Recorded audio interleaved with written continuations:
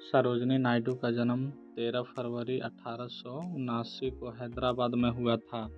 वह एक वैज्ञानिक, दार्शनिक और निजाम कॉलेज हैदराबाद के पहले प्रिंसिपल अघोरेनाथ चट्टोपाध्याय और एक बंगाली कवयित्री वरदा सुंदरी देवी की बेटी थी। 12 साल की उम्र में वह मद्रास विश्वविद्यालय में शामिल हो गई और 16 साल की उम्र में उन्हें किंग्स कॉलेज इंग्लैंड में प्रवेश मिला और बाद में कैम्ब्रिज में गिटन कॉलेज में प्रवेश लिया। भारत लौटने के बाद उन्होंने 19 साल की उम्र में एक चिकित्सक मुथ्यालय गोविंदराजुलु नायडू से शादी की।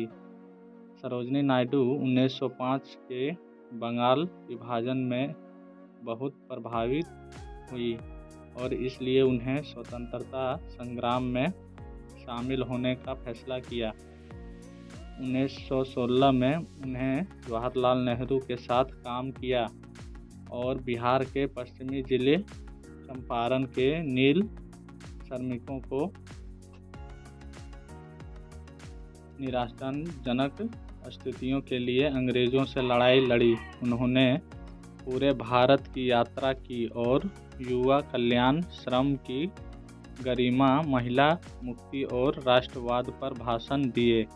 1917 में उन्होंने एनी बेस्ट और अन्य नेताओं के साथ महिला भारत संघ की स्थापना की और भारतीय राष्ट्रीय कांग्रेस को स्वतंत्रता संग्राम में महिलाओं को शामिल करने की आवश्यकता के बारे में बताया। उन्होंने भारतीय राष्ट्रवादी संघर्ष के ध्वजवाहक के रूप में संयुक्त राज्य अमेरिका और यूरोपीय देशों की यात्रा की।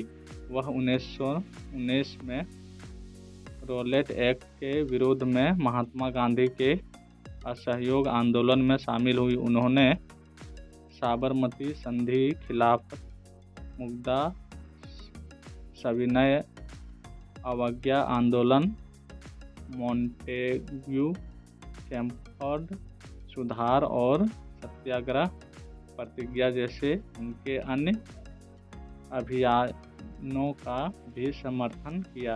1924 में उन्होंने भारतीय राष्ट्रीय कांग्रेस के 2 प्रतिनिधियों में एक के रूप में पूर्वी अफ्रीकी भारतीय कांग्रेस में भाग लिया। 1925 में स्वतंत्रता संग्राम में उनके योगदान के कारण उन्हें कांग्रेस का अध्यक्ष चुना गया। 30 में दांडी तक नमक मार्च के बाद जब गांधी जी को गिरफ्तार किया गया तो उन्होंने धरसाना सत्याग्रह को नेतृत्व किया। स्वतंत्रता संग्राम में उनकी भूमिका के कारण उन्हें 1930, 1932 और 1942 में कई बार जेल जाना पड़ा।